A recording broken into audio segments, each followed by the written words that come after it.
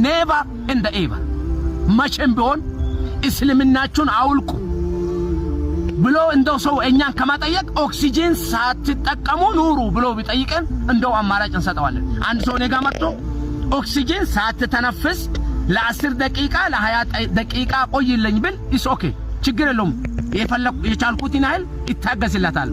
እስልምናን ግን ለአንድ ደቂቃ ካንተ ተለይቶ ኑር ብሎ ቢጠይቀኝ ግን አይ ኔቨር ኤንድ ኤቨር መቼም ቢሆን በእስልምና ጉዳይ እንደዛ አይነት አስተሳሰብ ሙስሊሙ ይቀበላል ብላችሁ የምታስቡ ከሆነ ተሳስታችኋል።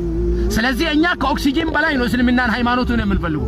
ከኦክሲጅን በላይ የምንፈልገውን ሃይማኖት አውልቁ ብላችሁ እንደዛ አይነት አስተሳሰብ ከምታስቡ ምናልባት የኒቃብ ጉዳይ የሻሽ ጉዳይ አይደለም እናንተን በሽታ ይሆነባችሁ የእስልምናን ጥላቻ ጉዳይ ነው። ይሄንን ያራመደው ያለው መንግስትም አይደለም።